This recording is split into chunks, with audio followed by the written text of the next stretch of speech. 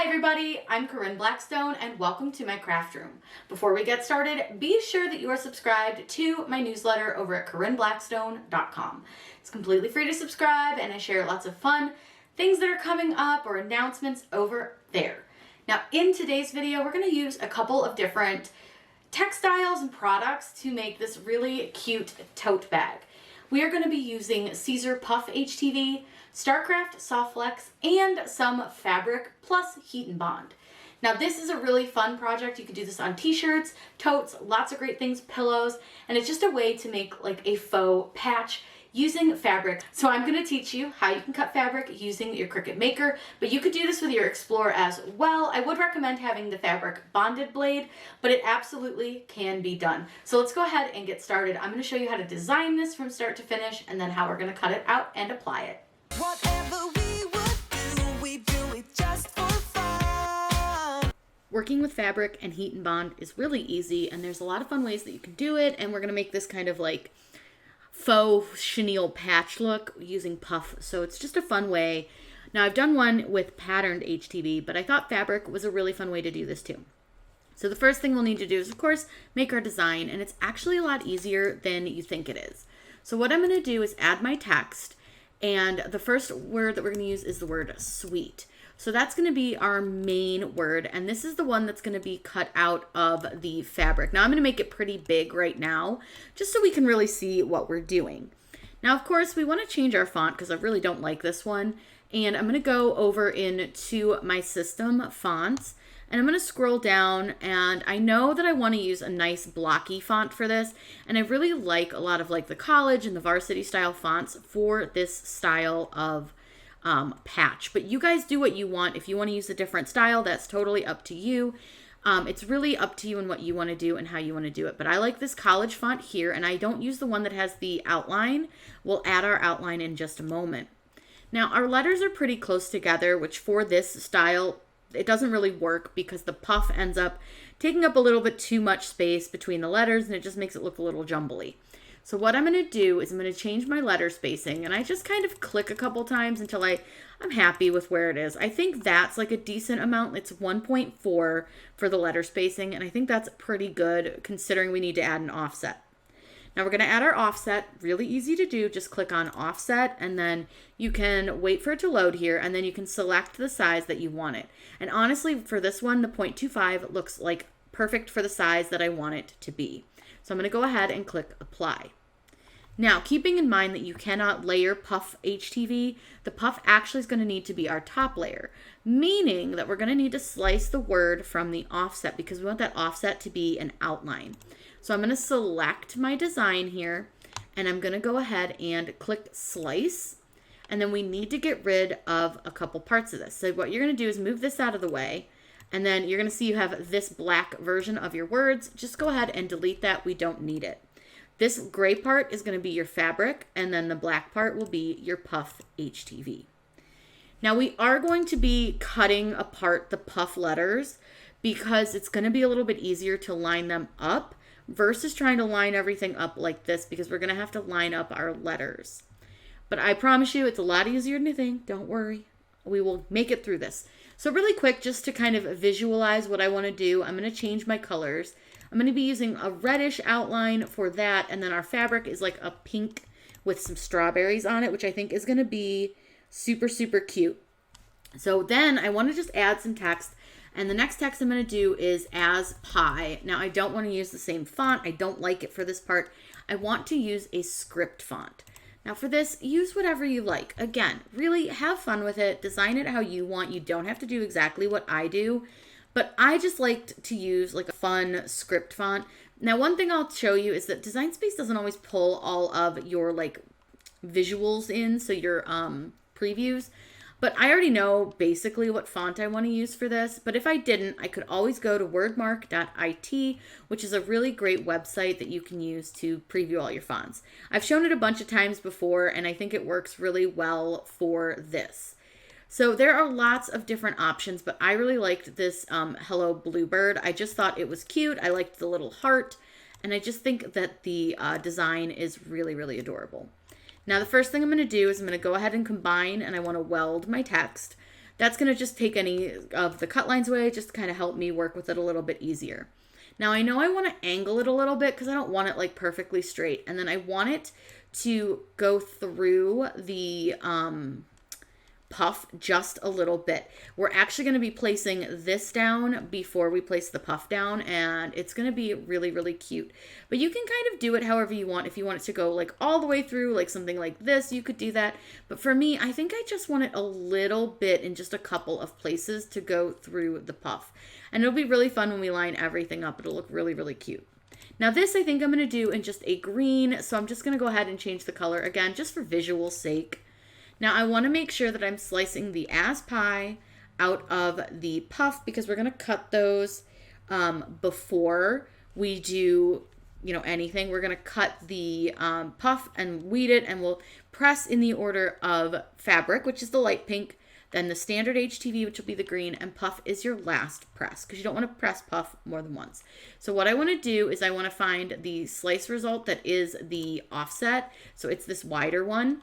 And then I want to choose the as pie, and I want to click slice.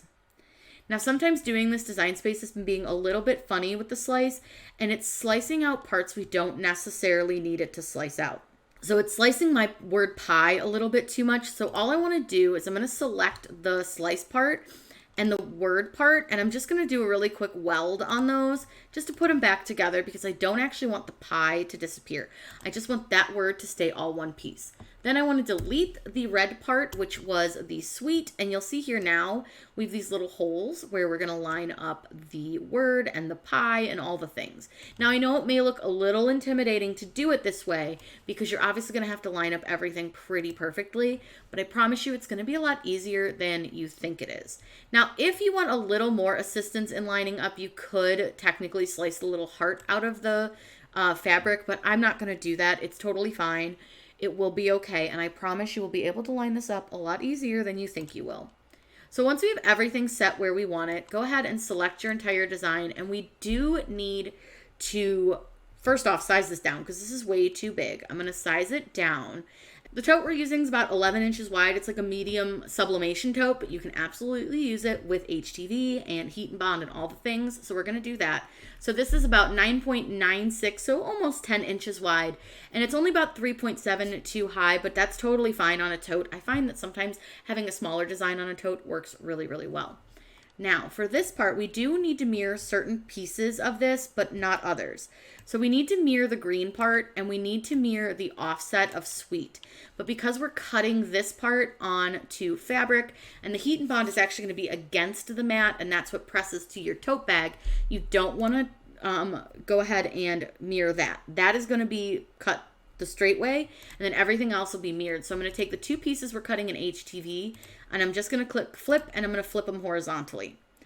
Then before I do anything else, I'm going to click save, and I want to save it as, let's call it Sweet Tote. That way we know what it is, and click save. That way if anything happens when I click make it, I don't have to redesign everything, even though it was pretty easy to design. Then all you need to do is click make it, and it's going to bring up 3 separate canvases, so 3 separate mats.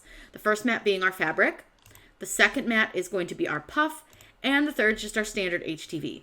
The puff and the HTV both cut on the everyday iron-on setting, and then I cut my fabric typically on the cotton setting. It works great. I am going to be using my Cricut Maker so that I can use my rotary blade. That way I get a really nice, good cut, but you can cut fabric with your Explorer as well. Having the fabric bonded blade makes a big difference, so if you want to cut fabric, highly recommend having that. So let's head over to the machine and get ready to cut out.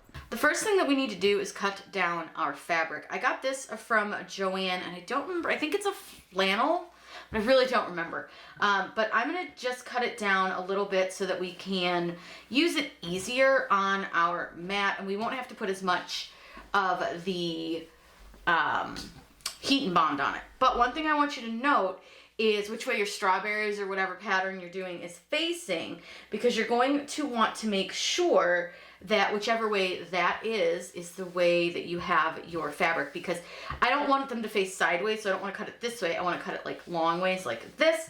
So all I'm going to do, I didn't really pay attention to how like wide it was.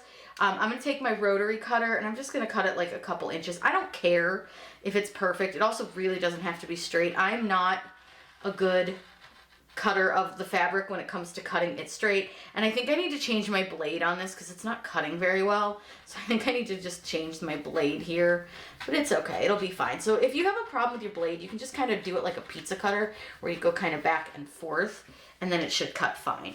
And then all I want to do is I'm going to turn everything just to make my life a little bit easier. And I'm just going to cut it down this side to cut it just a little bit under 12 inches. Again, it doesn't really matter if it's straight, just so long as it is somewhat straight, because I'm just going to cut this for the letters. So there we go. There's our piece of fabric. Make sure that you close your rotary blade because that thing can be very sharp. And then I'm going to put my extra fabric to the side. I just bought half a yard of this, figuring I'd have extra and I could use it for some other things as well. And here is the fabric that we are going to use. Now don't worry that it's all folded over because we are going to be putting heat and bond on it in order to make it so that we can apply it to our tote. And don't worry about this little piece down here, you can just pull it off, but this is plenty of fabric to do the word sweet in. So I'm gonna go ahead and get our heat and bond cut next. Now, if you're unfamiliar with heat and bond, it is a product that you can put on the back of fabric, and it makes it permanent to the shirt, the fabric that you place it on. So this is a big, I get the 5-yard roll because I do use this a lot. I use it a lot with felt and things, so I do tend to buy the larger 5-yard roll. Now, I do have a section right here, and I'm not sure if it's gonna be quite large enough for what we need. Not quite, because our design is like almost 10.5 inches wide, but I am going to just go ahead and use this little section. It should be plenty big enough for our design, so I'm just going to cut it down a little bit, and I'm just going to cut it across here and then back up this way. Now again, if I don't cover the full fabric, I'm not worried about it because I know for a fact we're not using all of our fabric. This is way bigger than we need it to be. But what we'll do is you'll see you have two sides to your heat and bond. You have kind of a textured side and then you have this paper side. What we're going to do is we're going to apply the textured side to our fabric here, and you're just going to put it textured side down on your fabric, and then you just place it on here. Now you can use a home iron for this. You can use a heat press. You can use an easy press. You can use a mini press. But I'll read you the directions directly from the package just so you guys know. So it does say to pre-wash the fabric. I've literally never done that and it's been fine. You want to use medium heat, no steam. You want to place the adhesive on the back of the material, and then you want to iron the paper for 2 seconds. You want to repeat until the surface is fully bonded. Now, because we're using a heat press, I usually do about like 285-ish, and then I just press it really, really quick. But I can also use my mini press on this, which works just as well. So for this, we'll use the mini press so we don't have to heat our heat press up right away. And then we're gonna get everything cut out. We're ready to heat the fabric. So what I'm gonna do is place the heat and bond down onto the back of my fabric. And then I'm gonna take my parchment paper and I'm just gonna fold it over so that it's protecting the press from the product. Now I am using my mini press here, and this is set to the medium setting. And then remember, it just takes a second. So all I do is I just gently and slowly move my press around the fabric where the heat and bond is. Just go slow. With this, you want to use your press like an iron. Normally I tell you don't move it, but for this product, you just can go ahead and just gently move it. You don't need a lot of pressure. Very easy to do this. And since it's such a quick heated product, you can go ahead and just use your mini press. Like I said, you can use your heat press too if you prefer. You can use a home iron, easy press, whatever you may have on hand will work good for this part, because this is a pretty easy thing to do. Now I'm just gonna make sure I get the top section there, and then I just wanna go around it one more time real quick, just do a quick little once over.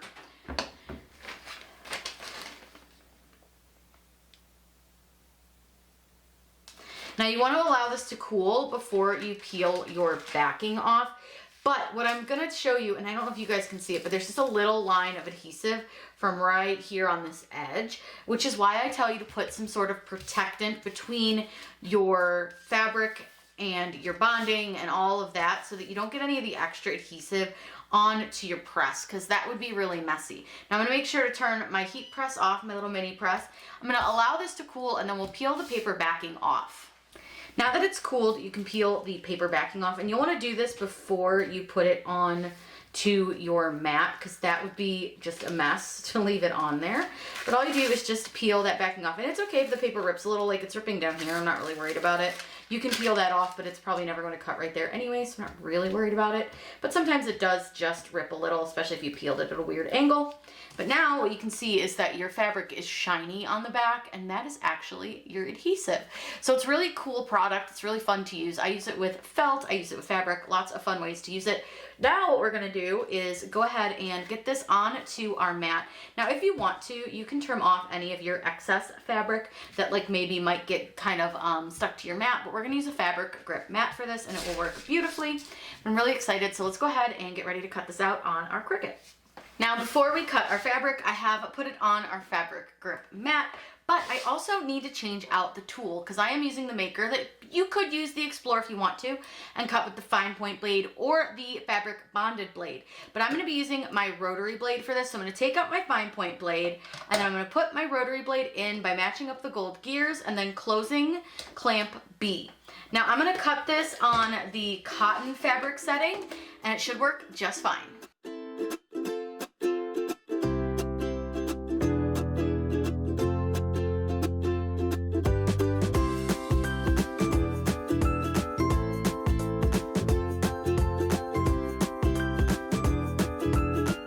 Now before you unload, I want you to double check your cut, and you can just simply do that by taking your fabric and just peeling it up a little bit just to make sure that it cut. And it didn't cut real well, so I am going to run it through again. So I just want to lay that little bit of fabric back down.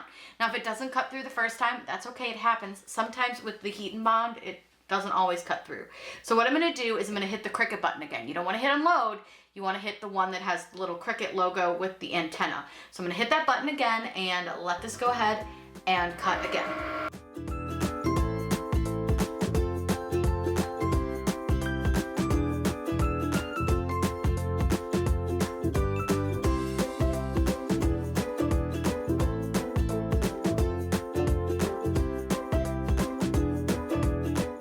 We're going to check our cut one more time. So all I do is again just peel up this, and it looks like it cut really, really well. So let's go ahead and unload.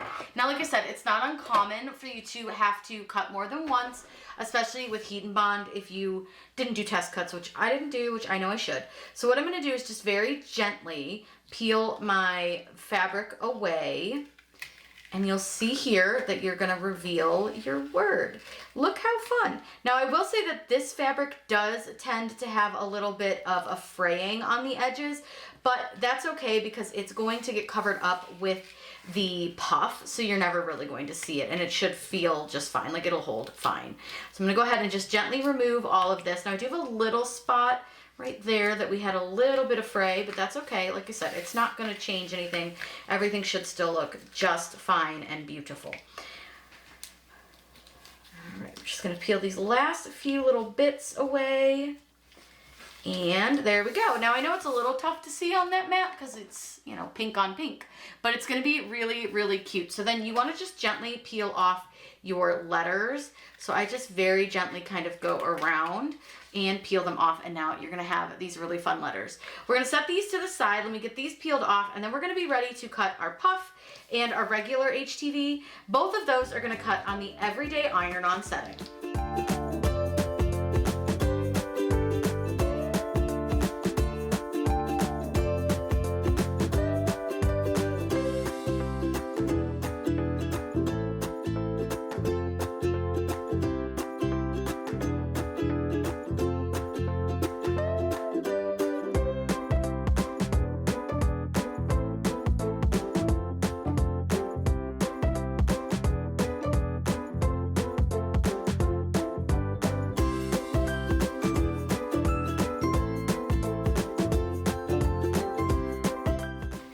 Now this is where things can get a little interesting, and I do recommend having heat tape available to you.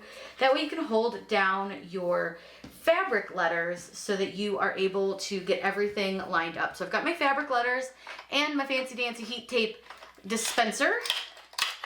I'm just gonna turn it, get me some heat tape out, and then I've lined up the word sweet and the word pie. And you'll see here that it's gonna go across our tote. Now you can put it in the center, you can put it up towards the top, wherever you want it, but I think I'm gonna go a little low on this one. Kind of do a little more towards like the center. Now remember I said we can only press the puff one time, and then this one we can press twice, but we want to get our letters all lined up, which I know seems very daunting, but I promise it's not as hard as you think. It just takes a little bit of patience. So what I wanna do is I'm gonna go ahead and take, and I just wanna get this piece of dog hair that's on here off, and I wanna take my S and then I'm gonna place it under the carrier sheet here. Now the carrier sheet on your puff is not particularly sticky, but it is sticky enough that you should be able to line up your letter inside of there and then kind of move it around as need be. But honestly, this is just something that's going to take a little bit of time and patience to get lined up. So like all I do is I just sort of shift it around a little under that carrier sheet until I'm happy with where it's sitting. So I can just peel that up, I can move it. I'm really actually very happy with where that's sitting.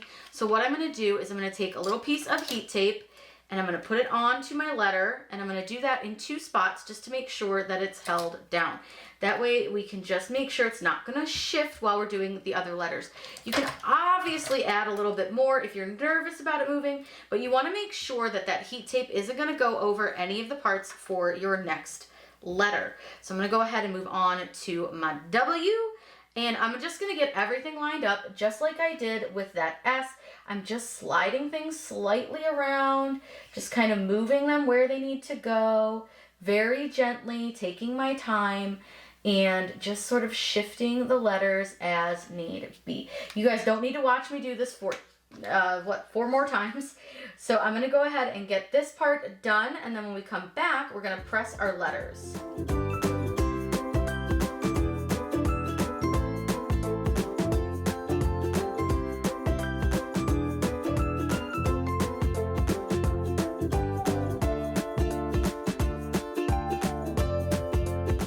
We're ready to press our tote. Now I have a pressing pillow under this that is going to allow it to get a decent amount of pressure.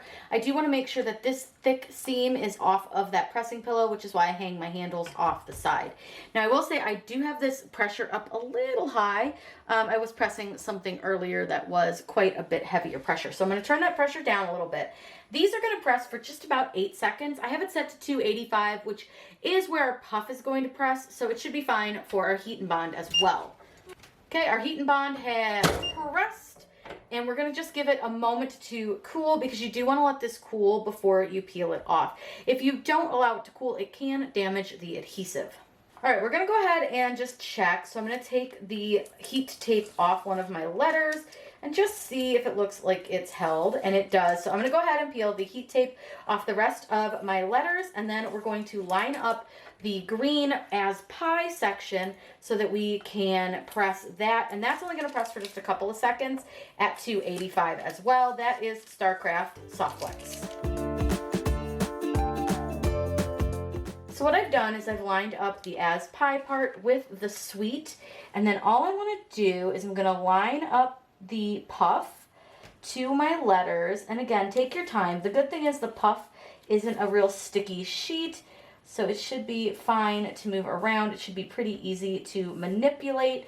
So what I do is I get that front part lined up, and then I kind of adjust it as I go.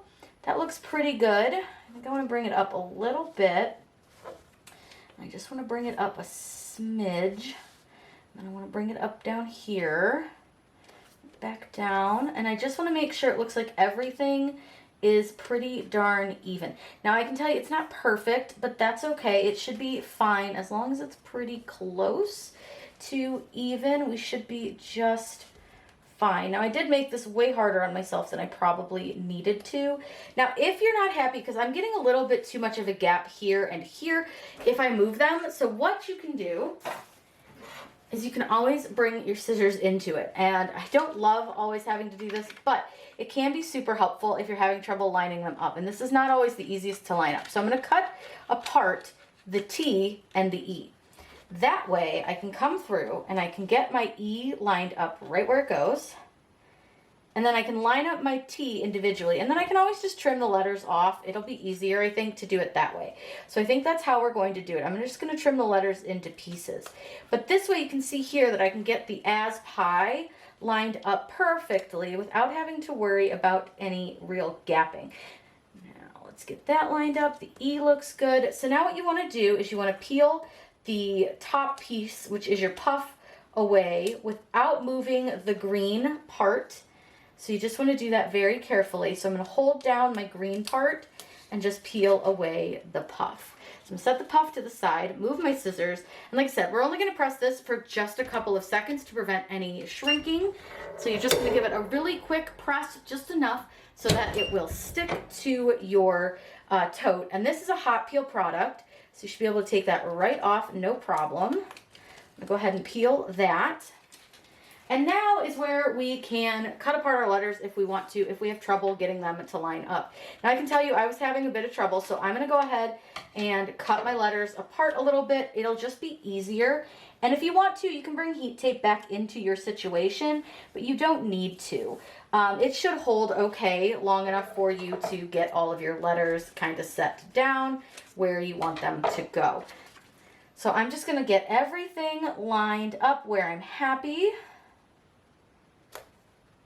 Okay, and like I said, sometimes it's just easier to do it this way just because it's easier to line it up for yourself. So see, like my E's, they're kind of not lined up quite right. Again, it's because we had to do the fabric letters, so they may not be perfect, and that's all right. We can totally work with it. We'll get everything lined up and beautiful, and nobody will be none the wiser. This is just one of those workarounds that you can use if you're having trouble lining stuff up. It's just a really helpful workaround. So I'm going to get that lined up, and then I just need to get my T lined up here. I want to make sure I get it lined up with the HTV. And I want to just get it just right. I just need to adjust it a little bit that way and just a little more. Okay, we are good. I think I'm happy with that. I think it looks good. So now you're going to press this at 285 for 15 seconds. You can go 280, 285. I do 285, and then you want to give it a decent press and give it just a minute, and it will be all puffy. Now that it's done, go ahead and lift up your press, and you may have some of your carrier sheets pop up with you. That's okay. Go ahead and peel those off, and your little puffy will puff. Here's our tote bag all finished. I think it came out really, really, really cute, and I want to show you up close. The camera never really captures the puff, and it drives me crazy because I wish you guys could truly see how puffy this red is around the outside. It is so darn cute. This came out so fun. And like I said, this is something easy that you could do on a t-shirt, on a pillow, a tote bag, really anything that you want to make with this kind of a fun faux chenille patch look using some fabric. So don't forget, what you'll need is some heat and bond, some fabric, puff HTV, and then if you want to do this design or any other, you might need to add some regular HTV as well. If you have any questions, please let me know in those comments down below. I'm always happy to answer those for you. Be sure that you're subscribed here on YouTube. That way you don't miss out on any of the fun, crafty content we have coming. I hope you guys have a wonderful day, and as always, happy crafting!